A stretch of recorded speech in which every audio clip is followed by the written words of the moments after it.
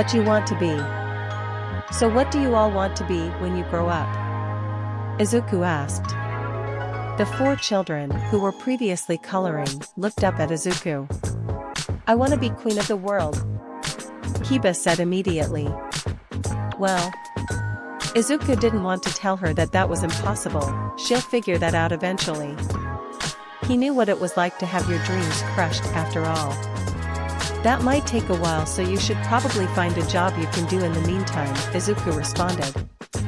Kiba frowned before adopting a thinking position, with her head resting on her fist and her face scrunched up. The other kids all seemed to be thinking hard about this as well. I never really thought about it, Fu said. Me neither, Kei added. Well, what do you all want to do? Izuku saw Kiba about to say something. Besides ruling the world. Kiba pouted. I want to eat, Fu answered simply. I want to display my power for people to worship. Kiba answered. I don't know. Kei shrugged. Eri stayed silent, thinking about the question thoroughly. Izuku thought about their responses. Unfortunately, Fu's request would be difficult to find an answer for. His taste buds were muted, meaning that he could only ever taste things that had a very strong flavor, meaning he likely wouldn't find much success as a chef or a food critic. However, Kiba's request did bring something to mind. Something that he was trying very deliberately not to think about. Well, you could be a pro-hero, Kiba, Izuku suggested, wincing slightly. Pro-heroes get to use their quirks to help people and fight villains, and they can get very popular to the point where people basically worship them. Kiba thought about it, her eyes widened more and more each second. Then she smiled. Yes. That is a magnificent idea, caretaker. I shall become the #1 pro-hero. And then when the world witnesses my power, they shall bow down and worship me. Ahahaha. Well, at least she has a plan now, Fu said. I guess I'll do that too. But didn't you want to do something with food? Izuku was surprised at how fast he went along with it. I can barely taste anything. I doubt I'd seriously be able to get a food-related job, Fu said. Plus, as long as I eat a lot of food, I'm practically unkillable, so taking a dangerous job is okay, I guess. This kid is so self-aware, Izuku thought. I know you two can, zombie heroes, Kei said. And maybe I could be a snake person. Everyone gave her confused looks. Dear sister, you are already a snake person. In fact, you are a snake's person. As in plural, Kiba said.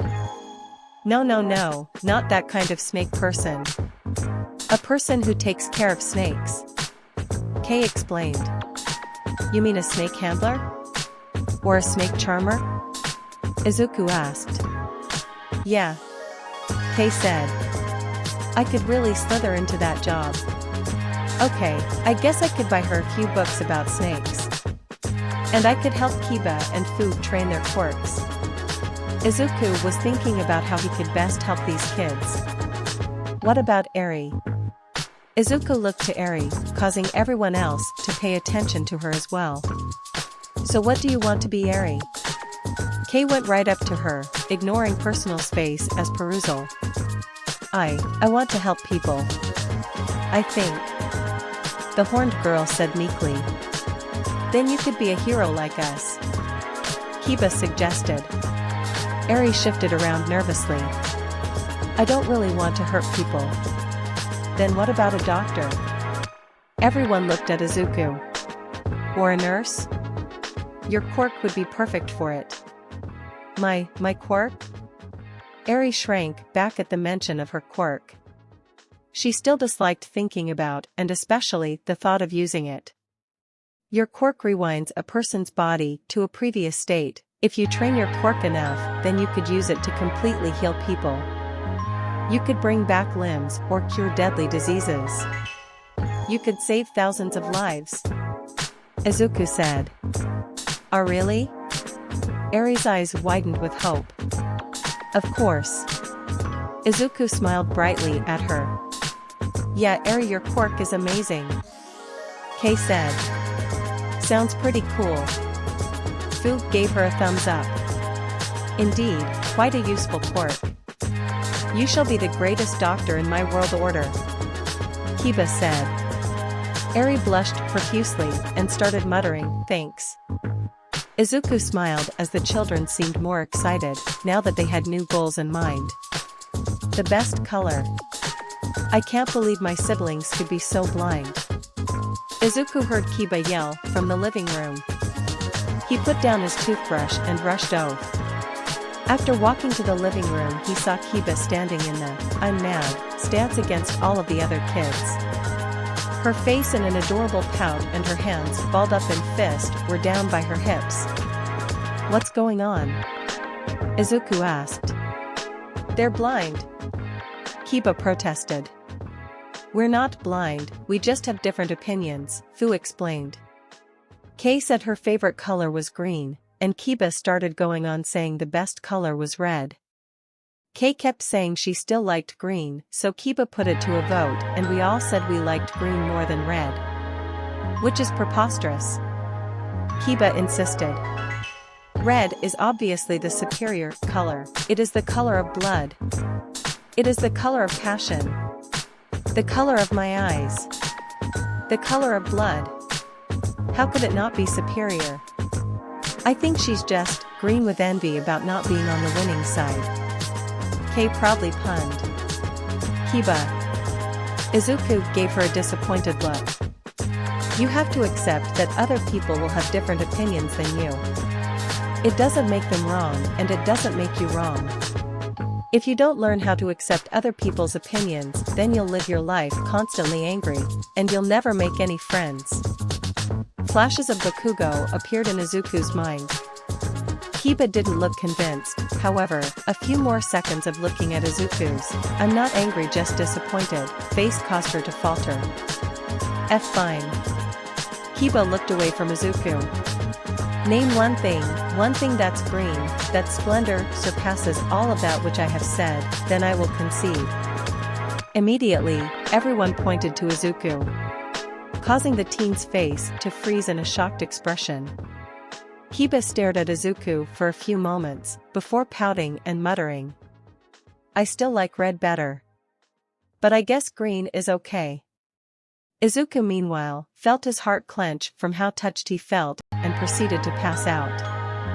Big words. Ahahaha. Soon, caretaker, you shall feel the inescapable wrath of me. Kiba.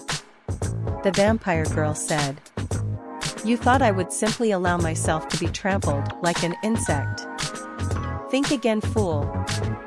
Izuku and Kiba were playing Super Hero Bash Unlimited, and seeing as Kiba had never played a video game before, she had been spending the last 2 hours getting beat into a pulp. Anytime Izuku notably went easy on her or let her win, she would protest, saying she would beat him at full strength. She had been relentlessly fighting him with her character of choice, that being Edge Shot, and to her credit had made some improvements.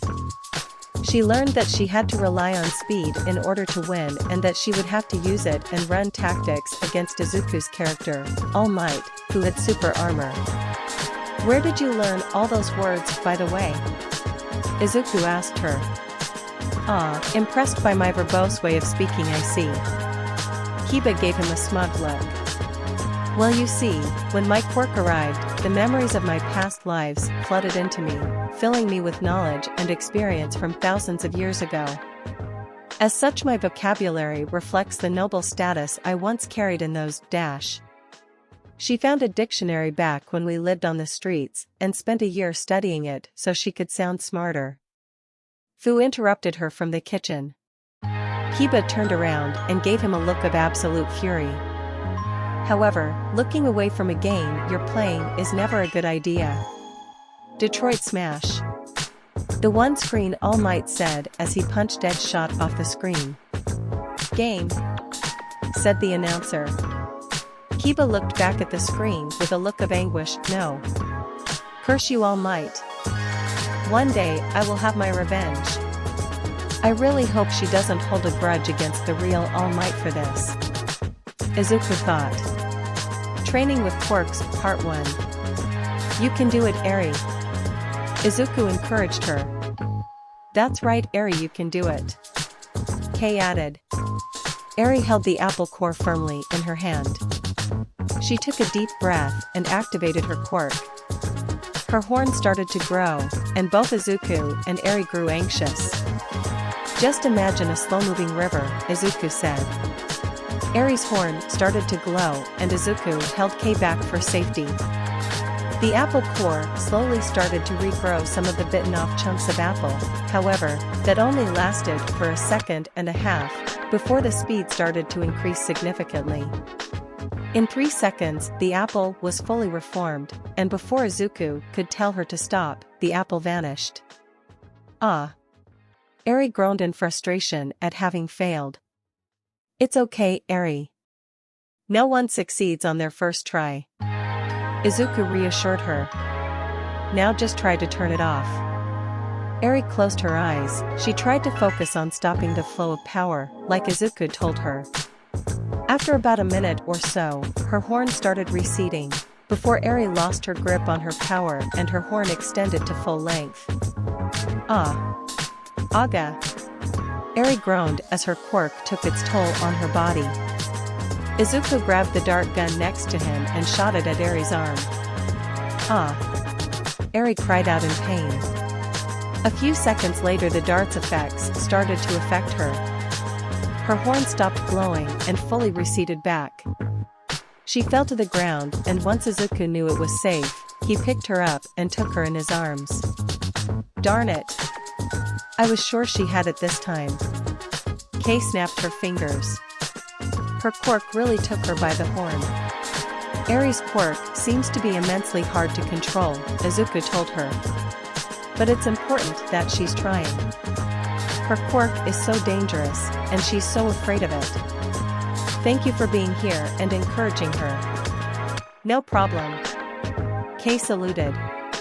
Me and Eri have a bond that's harder than stone. Izuku chuckled. She really needs to find some new puns. Caretaker. We have finished. Kiba barged into the room. Sweating profusely and clearly tired. Kiba and Fu had been training their bodies by doing basic exercises while wearing some special weighted clothes Izuku had bought them. These weights were made specifically for people with enhanced strength, and while they were very expensive, especially for Kiba, whose strength when fully fed with blood was ridiculous, so much to the point where Izuku had her start exercising without being full, it was nothing to Izuku's new wealth. Kei wasn't doing any exercise, her quirk was simple. You look at her eyes, you turn to stone. Not much they could do about that. So her only job was to act as a cheerleader to the others. Fu walked into the room, seemingly completely unfazed by the exercise, which was to be expected since his stamina was seemingly infinite, and looked at Eri's sleeping form. It didn't work? She was able to control it for a second, Izuku said, pulling the dart from her arm. It's not much, but she's getting there. Is she going to be okay? Kiba asked, showing concern. She'll be fine. Her quirk drains her stamina, and the dart accelerates that drain. She's exhausted, but she'll only need some sleep. There was a long pause. Everyone just stared at Izuku as he tucked Eri into bed. Let's go outside. I promised I would make everyone their favorite food after the training, right? Izuku forced a smile as he tried to lift their spirits. There was a short pause. No, Kiba muttered. Huh? Izuku was confused. Kiba wasn't one to refuse a nice bloody steak with fruit punch. It would not be a true feast if everyone was not here. Kiba said, resuming her confident persona. We should wait for tomorrow. When she is awake. The other two nodded, agreeing to the idea. Izuku smiled at them. It was moments like this that made it feel like a family. Okay. Then let's go to bed.